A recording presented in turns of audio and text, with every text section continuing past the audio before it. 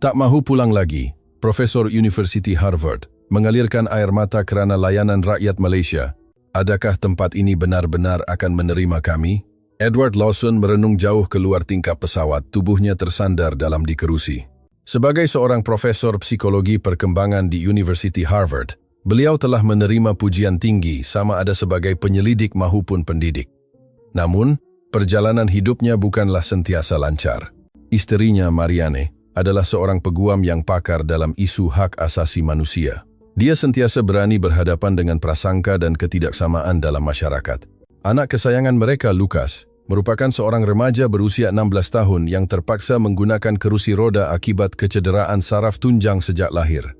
Meskipun begitu, Lucas seorang yang ceria dan penuh rasa ingin tahu, terutamanya minat mendalam terhadap dunia anime dan permainan video. Melihat sendiri lanskap dan budaya Malaysia yang luas seperti yang sering dilihatnya di skrin adalah impian terbesarnya dan juga keinginan yang ingin ditunaikan oleh ibu bapanya. Kebetulan pula, Persatuan Psikologi Antarabangsa memutuskan untuk mengadakan persidangan di Kuala Lumpur. Edward membuat keputusan untuk membawa keluarganya bersama. Walaupun ada alasan tugas untuk pembentangan penyelidikan, motif sebenarnya adalah untuk merealisasikan impian Lucas. "Ayah, adakah kita benar-benar boleh ke Malaysia?" tanya Lucas dengan mata yang bersinar-sinar. Edward tersenyum dan mengangguk. Namun, jauh di sudut hatinya, bayang-bayang kegelisahan tidak pernah hilang. Walaupun dia ingin menunaikan impian anaknya, bagaimana jika realitinya kejam? Malah di Amerika Syarikat sekalipun, Lucas telah mengalami prasangka dan kesulitan yang tidak terkira banyaknya. Stesen kereta api, walaupun mempunyai lift, seringkali rosak. Tandas mesra OKU juga kerap diabaikan sehingga tidak dapat digunakan. Hanya dengan bergerak menggunakan kerusi roda, Lucas sering menarik pandangan yang menghakimi, seolah-olah mengatakan bahwa kehadirannya adalah satu beban. Di Amerika Syarikat pun begitu, apatah lagi di Malaysia yang asing bagi mereka. Adakah Lucas benar-benar dapat menghabiskan masa dengan tenang di sana? Kebimbangan ini sangat membebani fikiran Edward. Di sisi lain, Marian memahami keresahan suaminya, tetapi cuba untuk terus melangkah ke hadapan. Sebagai seorang wanita yang telah berjuang menentang diskriminasi di mahkamah, dia tahu betul penderitaan yang dibawa oleh prasangka. Namun, apa yang lebih menggerakkannya adalah harapan dalam mata Lucas. "Satu hari nanti, saya mahu ke Kuala Lumpur untuk melihat tempat-tempat yang menjadi inspirasi anime." Setiap kali anaknya berkata begitu, Marian ingin membawanya pergi walaupun akan ada kesulitan. Sebelum bertolak, Edward berulang kali membaca jurnal dan data mengenai Malaysia di pejabat penyelidikannya. Data menyatakan bahawa kemudahan tanpa halangan di Malaysia semakin maju, ditambah dengan budaya budi bahasa dan keramahan rakyatnya. Namun, dia sukar untuk mempercayainya sepenuhnya. Adakah ia benar? Jangan-jangan itu sekadar kata-kata manis di atas kertas. Pengalaman bertahun-tahun menjadikannya seorang yang sentiasa berwaspada. Keesokan harinya, keluarga Lawson berlepas dari Boston, memulakan perjalanan jauh ke Malaysia. Walaupun penuh kebimbangan, Edward menguatkan tekadnya sambil menjaga senyuman Lucas. Tidak lama kemudian, pengumuman berlepas kedengaran. Lucas merenung keluar tingkap dengan keterujaan yang tidak dapat dibendung. "Ayah, selepas sampai di Malaysia nanti, mari kita ke Bukit Bintang. Kemudian kita buat jejak suci ke tempat-tempat anime." Mendengar suara anaknya yang polos, wajah Edward memaparkan senyuman yang kompleks. Dia mahu menunaikan impian itu, tetapi pada masa yang sama takut jika anaknya akan mengalami kenangan pahit. Ketakutan itu terus menghantui fikirannya. Marian menggenggam tangan suaminya dengan lembut. "Jangan risau, ini pasti akan menjadi perjalanan yang hebat." Kata-katanya pendek tetapi penuh kekuatan. Saat pesawat menembusi awan, seberkas cahaya harapan seolah-olah menyinari hati Edward. Begitulah bermulanya perjalanan keluarga Lawson ke Malaysia. Sudah lama mereka tidak berpeluang melancong ke luar negara, dan ini adalah kali pertama mereka ke Asia. Pada waktu itu, mereka tidak menyangka bahwa perjalanan ini akan menggoncang seluruh pandangan hidup mereka. Apabila melangkah masuk ke balai ketibaan lapangan terbang antarabangsa Kuala Lumpur, KLIA, mata Edward Lawson terbeliak kerana terkejut. Laluan yang luas, lantai yang rata tanpa perbezaan ketinggian, serta papan tanda arah yang sangat jelas. Walaupun orang ramai lalu lalang, suasana tetap tenang dan teratur. Pemandangan ini jauh melampaui imajinasinya. "Lucas, kamu oke?" Mariana bertanya kepada anaknya. Lucas menjawab dengan senyuman lebar. "Ya, semuanya sangat lancar. Walaupun guna kerusi roda, langsung tak ada masalah." Seperti yang dikatakannya, Dari keluar pesawat hingga pemeriksaan imigresen dan menuntut bagasi, tiada laluan sempit atau tangga yang menghalang mereka. Apa yang lebih mengejutkan adalah layanan para petugas. Seorang petugas lapangan terbang menyedari kehadiran keluarga Lawson dan menghampiri mereka dengan senyuman semula jadi. Selamat datang ke Malaysia. Perjalanan jauh tentu memenatkan. Ada apa-apa yang boleh kami bantu? Suaranya tidak kedengaran memaksa dan tidak juga memberikan layanan istimewa yang berlebihan. Ia hanyalah keprihatinan ikhlas untuk memastikan tetamu tidak menghadapi kesulitan. Edward terkedu seketika. Di Amerika dia sering bertemu dengan sikap biar saya bantu kamu yang seolah-olah memandang rendah atau sebaliknya berpura-pura tidak peduli. Namun di sini ia berbeza. Petugas itu merendahkan badannya supaya separas dengan pandangan mata Lukas dan bercakap terus kepadanya. Di depan ada sedikit kawasan tidak rata. Jika perlu, kami boleh sediakan tanjakan. Tandas ada berdekatan sini, perlukan saya tunjukkan jalan? Setiap patah perkataan menunjukkan bahwa mereka sangat mementingkan keselesaan Lukas. Lukas merasa sedikit malu, tetapi menjawab dengan jelas. Terima kasih, tapi buat masa ini saya oke. Petugas itu mengangguk ceria. Baiklah, selamat menikmati percutian Anda. Jika perlukan apa-apa, beritahu kami bila-bila masa. Melihat perbualan yang bersahaja itu, hati Edward tersentuh. Mereka menghormati kehendak Lukas dan melayannya seperti orang biasa. Sebelum ini, Lukas sama ada diganggu secara berlebihan atau diabaikan sepenuhnya. Namun sekarang, dia kelihatan benar-benar merasa dirinya dihormati. Sebagai seorang bapa, tiada apa yang lebih menggembirakan daripada itu. Dalam perjalanan ke lobi selepas mengambil bagasi, Lukas menoleh dan berkata dengan suara riang, "Ayah, nampaknya di sini tak ada masalah lah." Senyuman itu penuh dengan cahaya yang sudah lama tidak dilihat oleh Edward. Marian juga merasakan perkara yang sama. Dia memegang tangan suaminya dan berbisik, "Tengoklah, apa saya kata, ini akan jadi perjalanan yang hebat." Edward tidak menjawab, hanya mengangguk perlahan. Dia merasakan keraguan yang selama ini bersarang di hatinya mula mencair sedikit demi sedikit. Begitulah keluarga Lawson melangkah masuk ke Kuala Lumpur dari Kalia. Ini bukan sekadar permulaan perjalanan pelancongan, tetapi pertemuan pertama mereka dengan kebebasan jiwa yang dipamerkan oleh tempat ini. Setelah melewati Dewan Ketibaan dan berhenti di bawah papan tanda pengangkutan awam, Edward sekali lagi merasakan kebimbangan yang mula timbul. Dari sini, mereka akan menyerahkan diri kepada sistem pengangkutan kota ini. Peta laluan yang asing, pengumuman yang tidak biasa, dan arus manusia yang sesak, walaupun logiknya berkata semua akan baik-baik saja, tubuhnya masih dalam keadaan berjaga-jaga. Lift nampaknya ada di sebelah sana. Lukas menunjuk ke arah ikon kerusi roda pada papan tanda. Marian meletakkan tangan di bahu anaknya. "Jangan terburu-buru, kita ikut rentak kita sendiri." Beberapa orang sedang beratur di depan lift. Seorang lelaki berbaju kemeja menoleh dan secara bersahaja menekan butang buka pintu lift, menunggu keluarga Lawson masuk. Dia tidak berkata apa-apa, hanya memberi isyarat mata yang bermaksud silakan. Kesahajaan itu sangat menyentuh hati. Sampai di platform tren, jubin penunjuk arah tactile paving, berwarna kuning cerah terbentang lurus. Petugas stesen yang melihat Lukas terus melangkah laju menghampiri mereka. "Tuan, Puan, biar saya sediakan papan tanjakan. Kerana ada sedikit jurang, kita akan gerak perlahan ya. Boleh saya tolakkan?" Dia merendahkan pandangan setinggi Lukas. Setiap pergerakan didahului dengan pemberitahuan. "Baik, terima kasih," jawab Lukas. Petugas itu mengangguk lembut.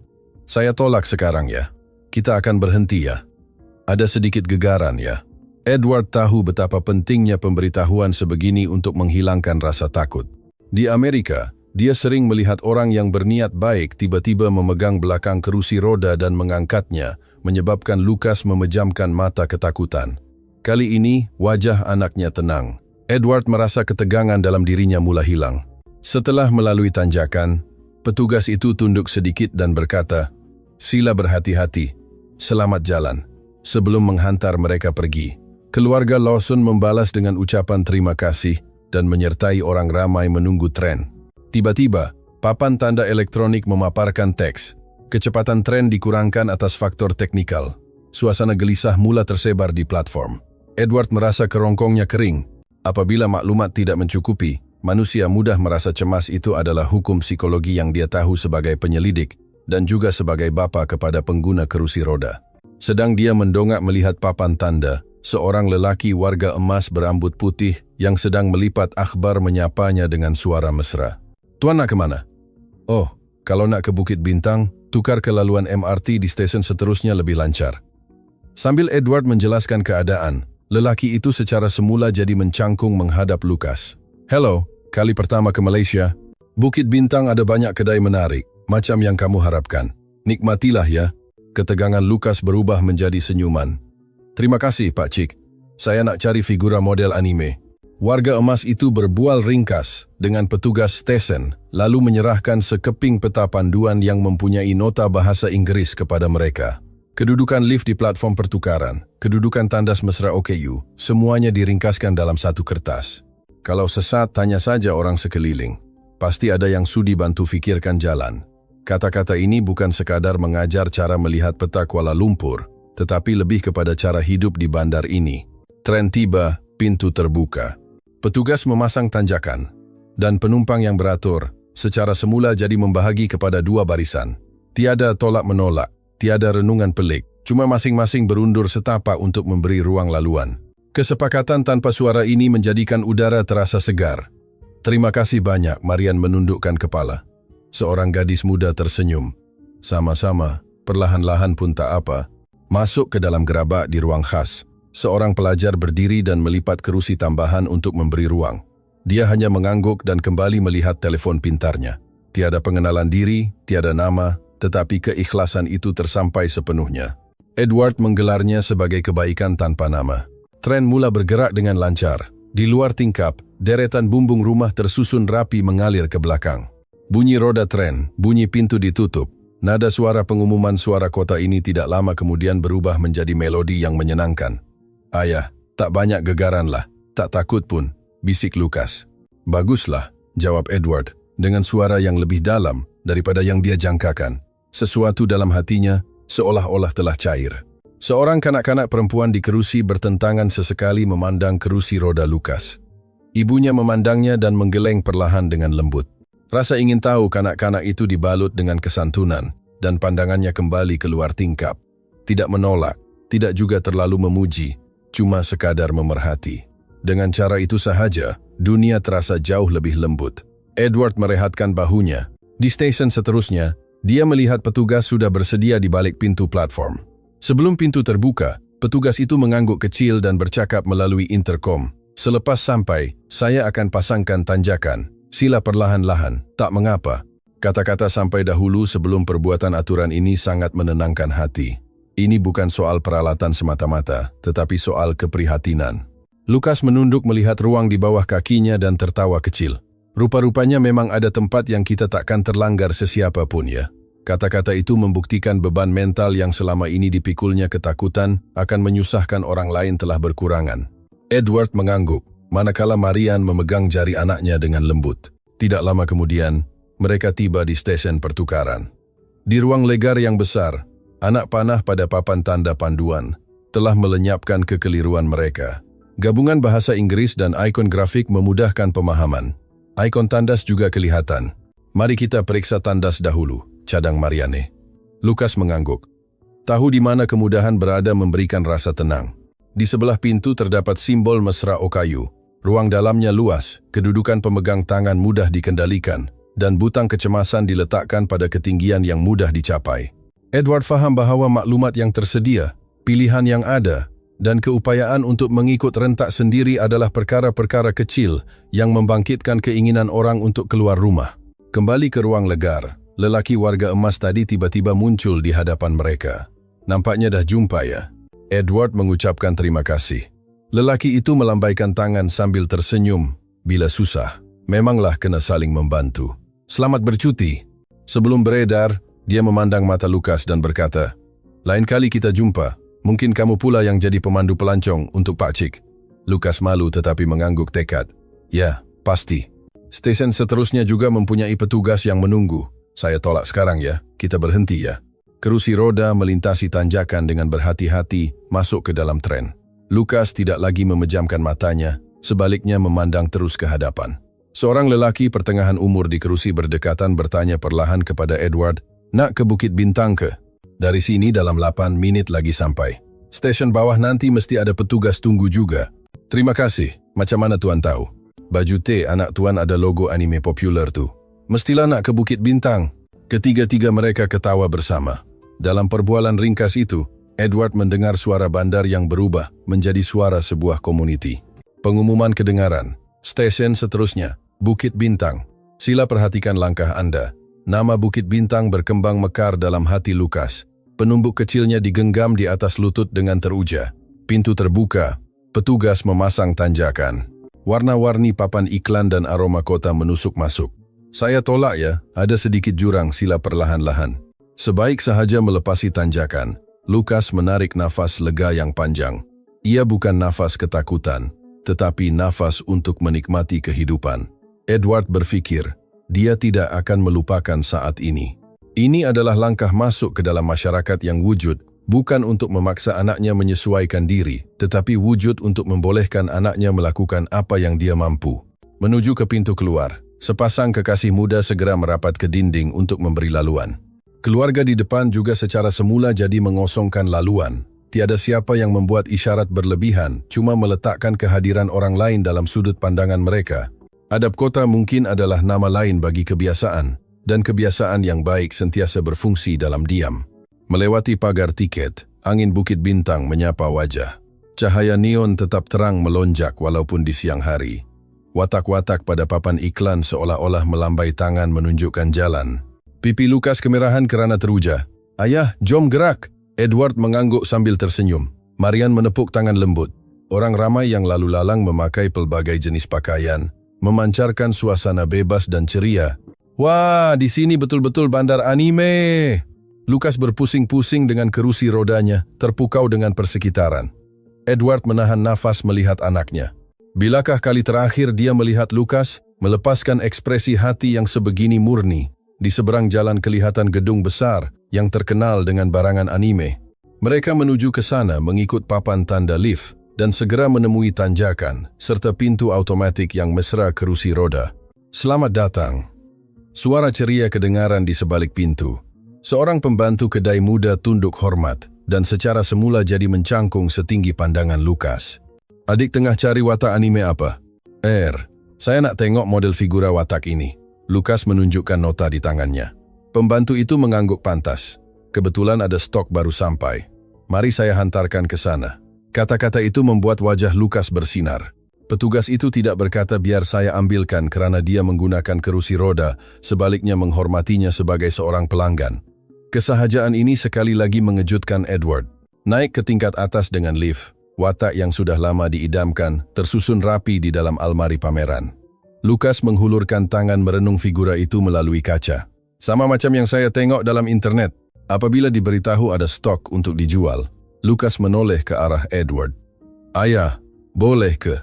Suaranya mengingatkan Edward kepada waktu Lukas masih kecil merayu mahu membeli mainan. Edward mengangguk perlahan. Tentu boleh Lukas. Kita datang ke sini pun untuk impian kamu. Selesai pembelian, pembantu kedai menyerahkan beg dengan teliti. Saya letak 2 lapis beg ya supaya lebih senang adik nak pegang, sebab ia agak berat sedikit. Keprihatinan kecil itu menghangatkan lagi hati mereka. Selepas meninggalkan kedai, mereka singgah di sebuah kedai minuman kecil di lorong berdekatan. Di sana, mereka menemui pemandangan yang tidak disangka. Ruang kedai tidaklah luas, dan jarak antara meja agak sempit. Namun, sebaik sahaja mereka masuk, sekumpulan pelajar secara semula jadi mengalihkan tempat duduk untuk memberi ruang laluan kerusi roda. Duduklah di sini, ruang di sini lebih luas, kata salah seorang pelajar dengan senyuman malu-malu. Lukas terkejut dan menjawab, terima kasih. Duduk di tepi tingkap sambil minum teh, susu mutiara bubble tea, yang asli. Warna minuman itu seolah-olah warna berkat yang bersinar. Lukas menyedut minumannya dan berbisik, saya tak menyusahkan sesiapa pun. Sebaliknya semua orang bantu saya dengan selamba. Kata-kata itu membuat mata Marian berkaca. Dahulu, setiap kali keluar rumah, anaknya sering menunduk dan berkata, maaf sebab selalu susahkan orang. Sekarang, dia mendadak bangga. Image ini bagi seorang ibu adalah hadiah yang lebih berharga daripada segalanya. Edward juga begitu. Di satu sisi, sebagai penyelidik dia menganalisis secara tenang, tetapi di sisi lain sebagai bapa, hatinya penuh dengan keharuan. Di Malaysia, Ia bukan budaya apa saya buat untuk kamu, tetapi budaya menikmati bersama yang sudah berakar umbi. Perkara ini difahaminya bukan melalui teori, tetapi melalui pengalaman sendiri. Bukit Bintang bukan sekadar tempat pelancongan bagi Lukas, ia menjadi tempat yang menerimanya. Bagi Edward, ia menjadi tempat belajar tentang kehangatan sifat manusia. Apabila senja tiba dan lampu neon mula mewarnai jalanan, Lukas berkata dari lubuk hatinya, "Ayah, datang ke sini memang keputusan yang sangat baik."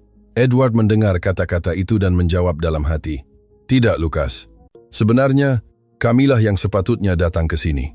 Keesokan hari selepas tamat persidangan, Edward dijemput oleh seorang rakan penyelidik tempatan untuk melawat sebuah sekolah menengah. Sekolah yang terletak di pinggir bandar Kuala Lumpur ini aktif mempromosikan pertukaran antara bangsa. Sebaik melangkah masuk ke pintu sekolah, tanjakan tanpa halangan yang baru terus kelihatan. Laluan yang luas dengan jubin penunjuk arah serta suara ceria pelajar-pelajar. Edward dalam keterujaannya sekali lagi merasa bimbang. Benarkah boleh bawa anak saya ke sini? Namun, kebimbangan itu hilang di lobi utama. "Hello, selamat datang ke Malaysia." Sekumpulan pelajar sekolah menengah menyambut mereka dengan senyuman lebar. Mereka yang berpakaian seragam sekolah secara semula jadi berkumpul di sekeliling Lukas, merendahkan pandangan mata dan mula memperkenalkan diri. "Nama saya Ahmad. Bahasa Melayu mungkin susah sikit tapi saya akan cakap perlahan-lahan. Jangan risau ya," dia menunjukkan senyuman yang ceria sambil memandang mata Lukas. Lukas yang pada mulanya gemetar memberanikan diri menjawab dalam bahasa Inggris, "Saya Lukas." "Selamat berkenalan." Ahmad mengangguk kuat dan membalas dengan bahasa Inggris yang fasih, "Nice to meet you, Lukas."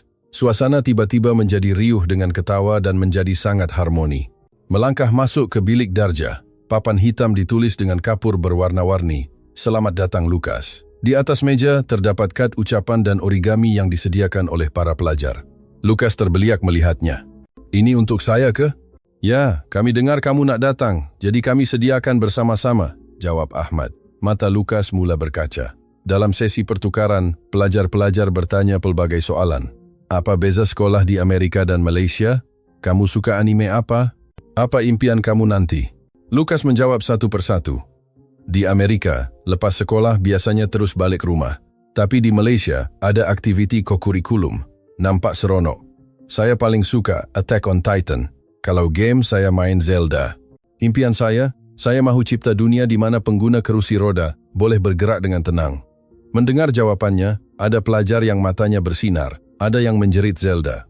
Salah seorang pelajar menunjukkan skrin teleponnya. "Saya pun main juga," membuatkan Lukas tertawa. Seorang pelajar perempuan bertanya dengan penuh berhati-hati, "Lukas, kalau kamu tak keberatan, boleh beritahu kami macam mana rasanya hidup guna kerusi roda?" Selepas diam seketika, Lukas menjawab dengan serius, "Sejujurnya, kadang-kadang memang penat, macam tangga atau pandangan orang sekeliling. Tapi, bila orang borak dengan saya macam biasa macam ni, saya rasa sangat gembira." Bilik darjah menjadi sunyi seketika sebelum disusuli dengan tepukan gemuruh. Edward dan Marian sangat terharu kerana anak mereka tidak dilayan sebagai insan istimewa yang perlu dikasihani, tetapi diterima sebagai seorang rakan. Waktu rehat, Ahmad menunjuk ke arah kerusi roda Lukas sambil tersenyum. "Nak pusing-pusing kawasan sekolah tak? Boleh ke?" "Mestilah boleh." Sambil bersiar-siar, pelajar lain juga menghampiri secara semula jadi, mengikut kelajuan kerusi roda itu. Tiada siapa yang berkata biar saya tolong secara paksa. Mereka cuma ketawa dan berjalan bersama. Inilah gambaran sebenar tentang kebersamaan. Tiba-tiba sebiji bola keranjang bergolek ke arah mereka. Seorang pelajar menjerit, "Lukas, nak cuba baling tak?" Ahmad menghulurkan bola dan menunjukkan cara. "Tolak macam ni saja." Lukas menolak bola dengan kuat dan bola itu masuk ke dalam jaring. Pelajar-pelajar bersorak memuji kehebatannya. Saat itu, Lukas benar-benar merasa dirinya bukan seorang yang tidak mampu, tetapi seorang yang boleh berseronok bersama.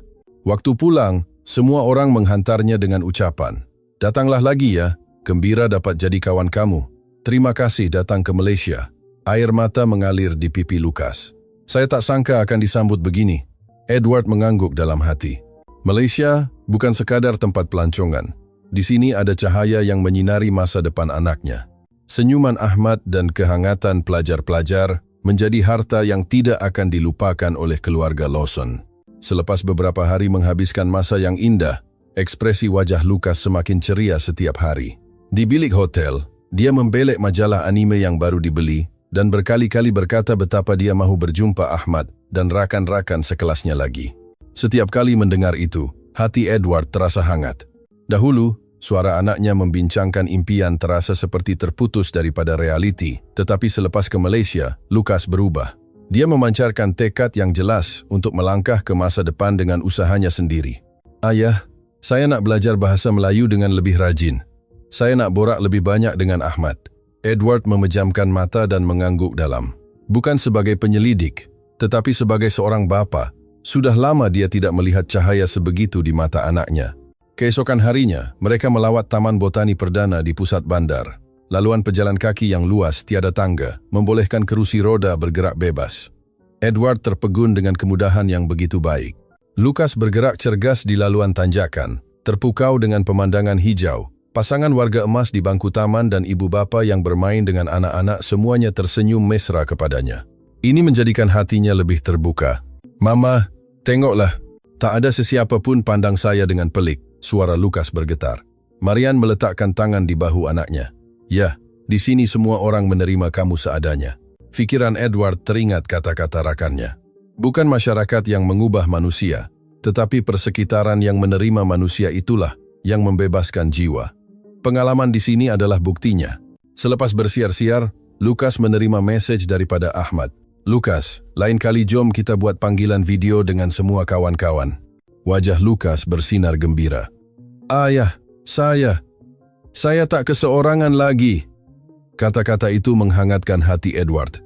Di Amerika, Lukas sentiasa takut menyusahkan orang atau takut dibenci kawan. Tetapi sekarang dia bercakap tentang masa depan untuk berjumpa lagi dan belajar perkara baru. Menjelang akhir perjalanan, mereka melawat sebuah kawasan tumpuan ramai di bandar. Walaupun hujung minggu dan sesak dengan manusia, Lukas dengan berani berkata, tak ada masalah, dan mengetuai jalan. Dahulu, dia takutkan orang ramai dan tidak mahu keluar rumah, tetapi sekarang dia sendiri yang mahu menyahut cabaran. Ini membuatkan Edward dan Marian mengalirkan air mata kegembiraan. Namun, bergerak dengan kerusi roda dalam kesesakan memang tidak mudah. Marian berhati-hati supaya tidak melanggar orang. Lukas berbisik, maaf ya, saya susahkan kamu berdua. Tiba-tiba, sepasang kekasih yang sedang mengambil gambar segera menghampiri. Adek oke? Di depan ada tangga sikit, nak kami bantu? Mereka bertanya dengan mesra sambil merendahkan badan separas Lukas. Terima kasih banyak, tapi... Edward cuba menolak dengan sopan. Pemuda itu menyambung dengan lembut. Tentu sekali kami tak paksa. Kalau tuan tak keberatan, biar kami tolong angkat kerusi roda sikit ya. Tiada unsur paksaan, penuh dengan rasa hormat kepada kehendak mereka. Selepas Lukas mengangguk, mereka berkata, kami angkat sekarang ya, mungkin ada sikit gegaran, berhati-hati ya. Mereka membantu dengan sangat cermat melepasi tangga itu. Hebatnya, langsung tak takut mendengar suara ceria Lukas. Pasangan kekasih itu turut ketawa. Baguslah kalau macam tu. Kalau perlukan apa-apa lagi, panggillah kami bila-bila masa ya. Mariana tersentuh melihat interaksi itu. Sebagai peguam hak asasi manusia, dia tahu menghormati maruah orang yang dibantu adalah perkara paling penting. Pemandangan rakyat Malaysia biasa yang mengamalkan idealisme ini secara semula jadi memberinya inspirasi mendalam. Dalam satu kejadian lain, seorang kanak-kanak lelaki kecil asyik memandang kerusi roda Lukas. Apabila ditanya oleh anaknya, apa itu? Ibunya menjawab dengan suara lembut. Itu adalah alat penting untuk orang yang kakinya tak dapat bergerak bebas. Hebat kan? Mendengar itu, kanak-kanak itu tersenyum tanpa ragu. Wah, hebatnya. Lukas terkejut seketika sebelum tersenyum malu. Edward sekali lagi sebak. Bukan menganggap anaknya sebagai mangsa yang malang, tetapi mengakuinya sebagai hebat. Sebagai bapa, tiada saat yang lebih menggembirakan daripada itu. Dalam perjalanan pulang hari itu, Lukas bertanya perlahan, Ayah, Mama, betul ke? Saya tak perlu rasa diri saya ni membebankan orang lagi? Marian terus menjawab, mestilah, Lukas, kamu langsung bukan beban. Orang-orang yang kita jumpa hari ini kan dah buktikan perkara itu. Edward mengangguk kuat. Betul, kamu dah diterima secara semula jadi oleh bandar ini. Jadi, kamu boleh angkat muka dan berbangga. Malam itu, Edward merenung pemandangan malam Kuala Lumpur dari tingkap hotel. Kebimbangan dan sikap berjaga-jaga semasa awal ketibaan kini hampir hilang sepenuhnya, diganti dengan rasa percaya dan syukur. Rakyat Malaysia telah membebaskan jiwa Lukas, bisiknya sambil menatap wajah anaknya yang sedang tidur lena. Hari terakhir sebelum pulang, keluarga Lawson melawat sekolah Ahmad sekali lagi. Mereka mahu mengesahkan semula ikatan persahabatan yang bermula dalam masa singkat itu. Ahmad yang menunggu di pintu sekolah terus berlari ke arah Lukas. "Terima kasih sebab datang lagi. Ada sesuatu saya nak beri pada kamu." Dia menyerahkan sebuah buku nota dengan tajuk Future Book pada kulitnya. Di dalamnya penuh dengan pesanan daripada rakan sekelas. "Datang Malaysia lagi ya? Lain kali jom pergi pasar malam. Saya akan belajar bahasa Inggris lebih rajin, nanti kita borak lagi." Melihat perasaan yang terkandung dalam tulisan berwarna-warni itu, air mata Lukas tumpah. "Terima kasih kawan-kawan. Saya pasti akan datang lagi. Mesti datang lagi ke Malaysia." Kedua-duanya berjabat tangan dengan erat. Ikatan yang melampaui bahasa telah terjalin dengan kukuh. Malam itu, di bilik hotel, Edward berkata kepada Lukas dan Marian, "Sebelum datang ke sini, hati saya penuh dengan kebimbangan. Bolehkah saya lindungi Lukas? Adakah tempat ini akan terima kami? Tapi sekarang dah berbeza. Apa yang saya lihat di sini adalah sesuatu yang melampaui kemudahan fizikal, yaitu jiwa tanpa halangan rakyatnya." Marian mengangguk. "Ya, melebihi undang-undang dan sistem, keprihatinan manusialah yang membentuk masyarakat ini. Saya belajar semula perkara itu di sini." Keesokan paginya, dalam perjalanan ke Kelia, ramai rakyat Malaysia secara semula jadi memberi laluan dan tersenyum menghantar mereka pergi. Kelembutan yang bersahaja itu mengiringi mereka hingga ke saat akhir. Di pintu berlepas, Lukas berbisik, "Ayah, Mama, saya mahu belajar di Malaysia nanti. Dan saya mahu cipta dunia di mana pengguna kerusi roda boleh hidup dengan tenang di mana-mana negara pun." Mendengar itu, Edward dan Marian saling berpandangan dan mengangguk kuat. "Lukas, impian kamu pasti akan tercapai. Mulai hari ini, itulah janji baru keluarga kita." Apabila pesawat meluncur di landasan, pemandangan Kuala Lumpur yang semakin mengecil di luar tingkap menyimpan sejuta kenangan yang mengubah hidup mereka. Dalam dada Lukas, janji untuk berjumpa lagi dengan Ahmad tetap hangat menyala. Janji itulah yang menjadi kompas keberaniannya untuk melangkah ke masa depan. Perjalanan keluarga Edward Lawson ke Malaysia bukan sekadar pelancongan biasa. Ia adalah perjalanan pembelajaran yang mendalam, mempersoalkan sama ada manusia boleh benar-benar memahami satu sama lain merentasi bangsa, ketidakupayaan, dan perbezaan fisikal. Lukas yang selama ini memikul beban mental setiap kali keluar rumah takut menyusahkan orang, gelisah dengan tangga dan laluan sempit, tegang dengan pandangan sinis, takut apabila dibantu, dan merasa terasing daripada masyarakat, telah menemui orang-orang yang melenyapkan semua kegelisahan itu. Teguran mesra petugas stesen, perbualan ceria pelajar sekolah yang melayannya sebagai rakan biasa, dan sokongan masyarakat sekeliling telah memberitahu Lukas, "Kamu tidak keseorangan." Edward sebagai penyelidik telah mempelajari banyak teori, tetapi dalam perjalanan ini dia merasai kekuatan sifat kemanusiaan yang mengatasi akademik. Jiwa tanpa halangan itulah penggerak terbesar untuk mengubah masyarakat. Marian sebagai peguam pula akan mengukir pengalaman di Malaysia ini dalam hatinya bahawa keprihatinan kecil dalam kehidupan seharianlah yang menjadi kekuatan sebenar manusia, bukan sekadar undang-undang atau peraturan. Akhirnya, Lukas menetapkan tekad. "Saya mahu belajar di Malaysia dan membina dunia yang mesra untuk semua."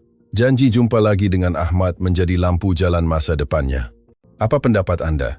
Dalam kehidupan seharian kita, satu keprihatinan kecil atau satu teguran mesra mungkin benar-benar mempunyai kuasa untuk mengubah hidup seseorang. Membantu mengangkat barang, menekan butang lift untuk menunggu orang lain, perbuatan yang mungkin nampak kecil, tetapi bagi seseorang, ia mungkin merupakan cahaya harapan dan keberanian. Kekuatan untuk menjadi lembut dan baik hati sebenarnya sudah sedia ada dalam hati setiap daripada Anda. Senyuman kecil atau keprihatinan yang Anda berikan kepada seseorang adalah kuasa besar yang mampu menyinari dunia.